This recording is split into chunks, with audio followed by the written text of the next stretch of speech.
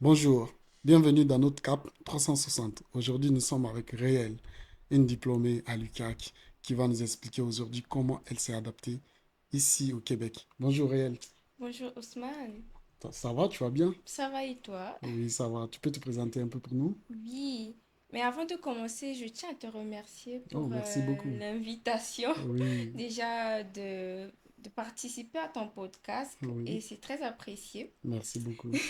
Sans plus tarder, je vais me présenter. Moi, c'est Réel Mondilou, Oui, de nationalité congolaise.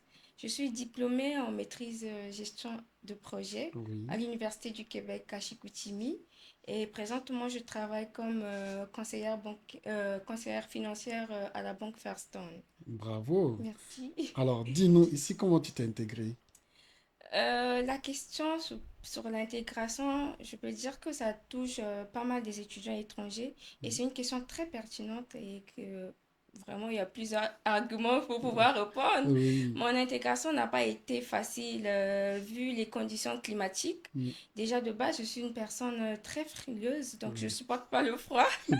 Je sais que l'hiver ici, c'est vraiment Ouais, trop pas aride. évident. Non. Et moi, lorsque j'ai eu mon baccalauréat, qui est le diplôme d'État dans mon pays, je suis allée au Sénégal. J'ai fait comme 4 ans au Sénégal et par la suite, je suis venue ici. Donc, on voit un peu la différence entre le changement climatique. Oui, Au Sénégal, il fait plus chaud. très très chaud même. Oui, Ouais. comparé ici au Canada qui fait plus froid. Et moi, je suis arrivée en période de l'hiver, En janvier. en janvier. Oh, j'imagine. Et c'était vraiment pas du tout facile. Ouais.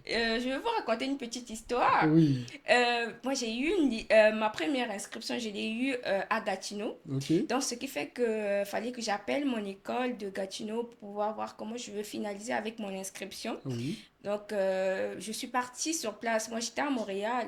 Il fallait faire comme 2 heures de route pour aller à Gatineau. oh, Et dans le froid, j'étais pas bien protégée.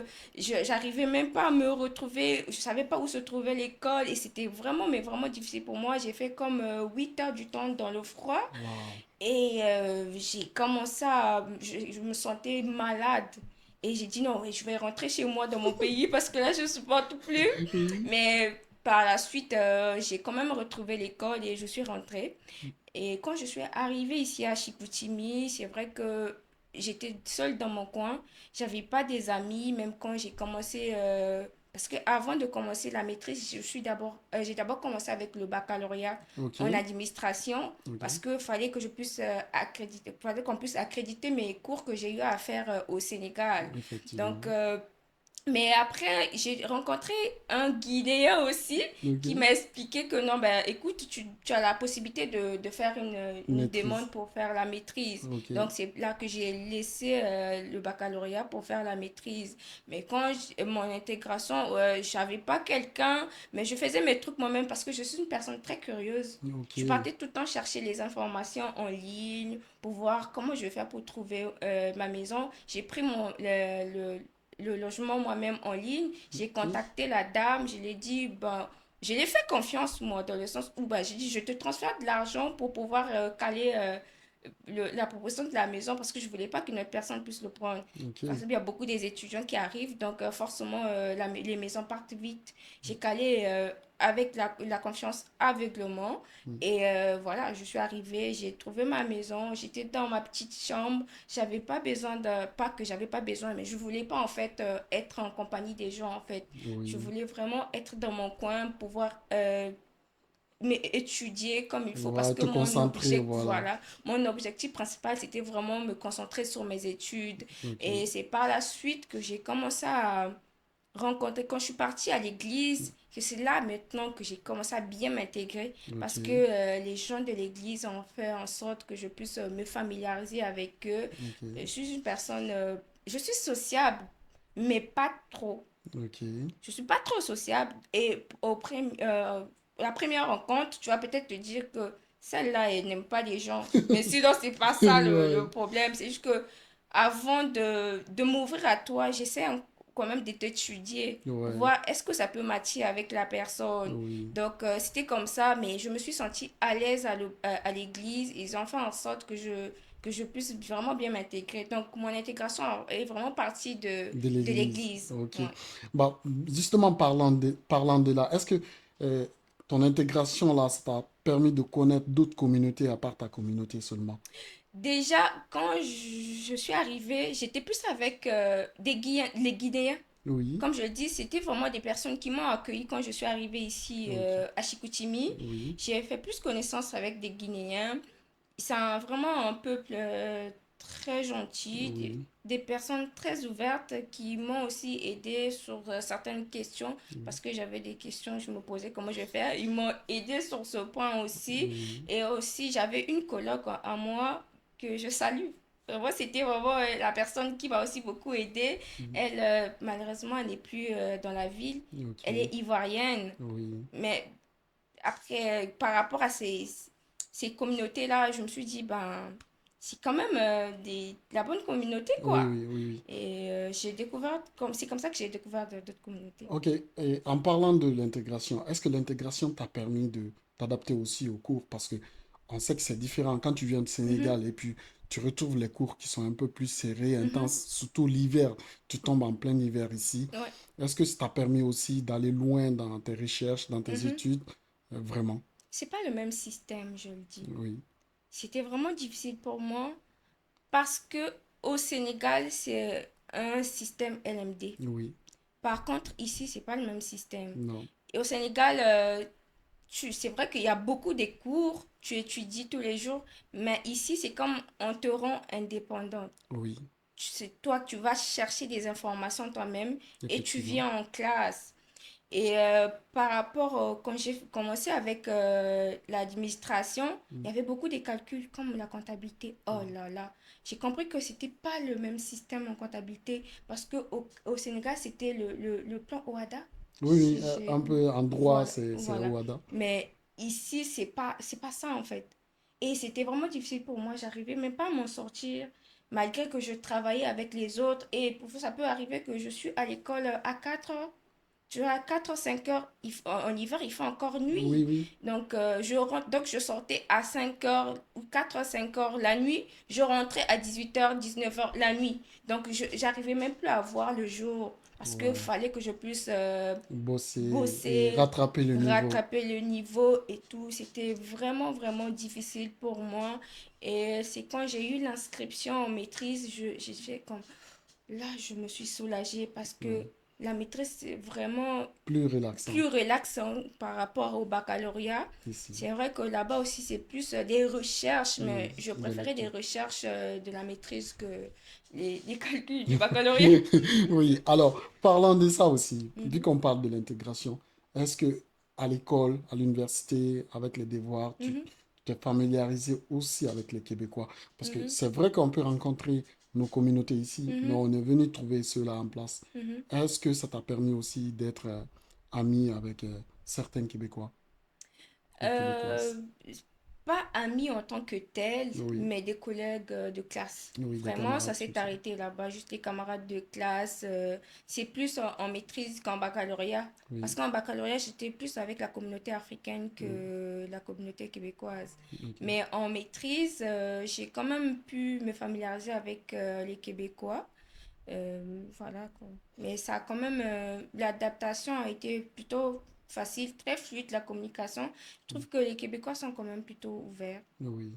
Alors, Mhm. après, c'est vrai que c'était dur avec le temps, Mhm. l'hiver, quand tu es venu. Mhm. Mais quand l'été approchait, tu étais tranquille.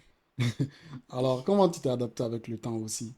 Par rapport à l'été, bon, l'été, c'est comme en Afrique, hein.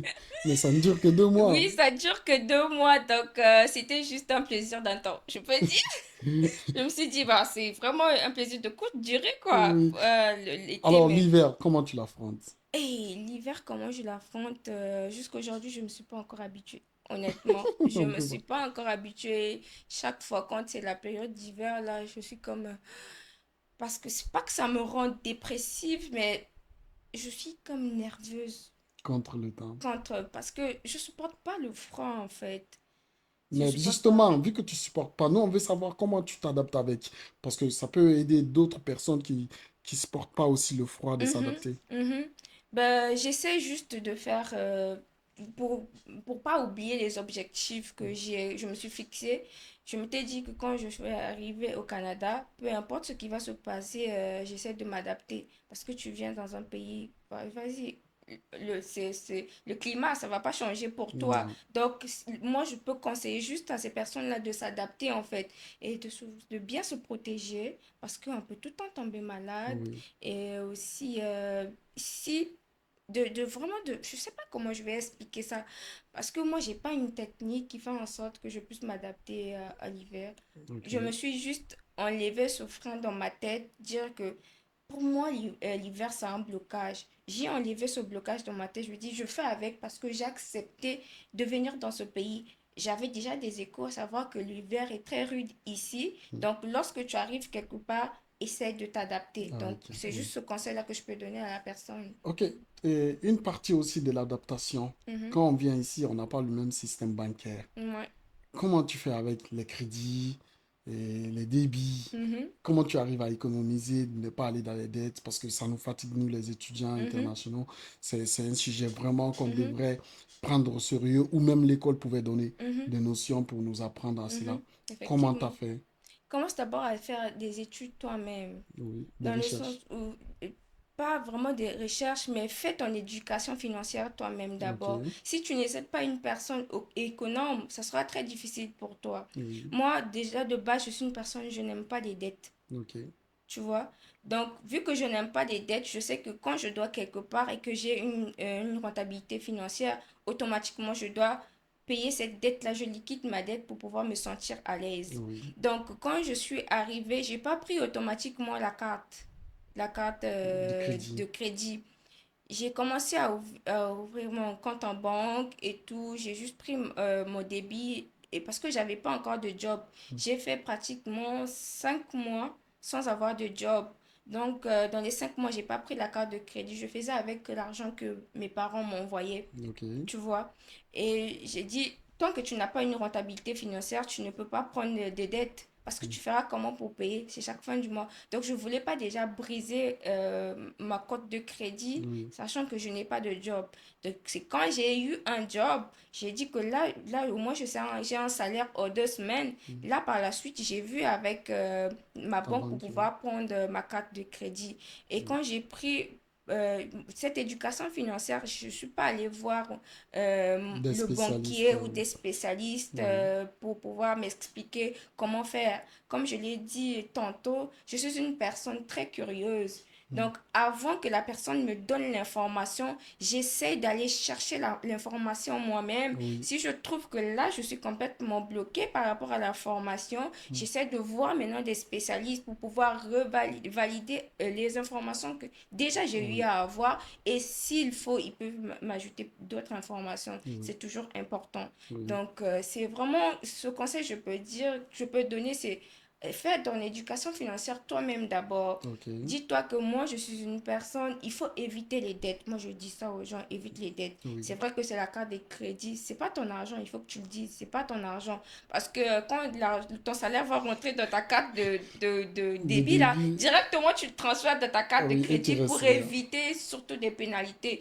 Il y a des intérêts qui s'ajoutent, il y a Oui, des pénalités qui vont avec. Déjà, ici, dans ce pays, on vit avec on vit dans la cote de crédit autant oui, pour moi. oui. Donc, si tu fais pas bien les choses, on peut pas te prêter de l'argent, Non, peut-être prendre de l'hypothèque. Si déjà tu as une cote de crédit très médiocre ou échoue, ben, ça peut pas marcher non, avec pas toi. du tout. Comme dans le système, là où je suis, dans mon côté professionnel, là Oui, où je travaille, je comprends exactement que ici, c'est vraiment, les codes de crédit. vraiment la cote de crédit. Si tu n'as pas une très bonne cote de crédit, on ne peut pas te donner un prêt. Ok, Et tout se passe par référence. Parce que moi, quand je,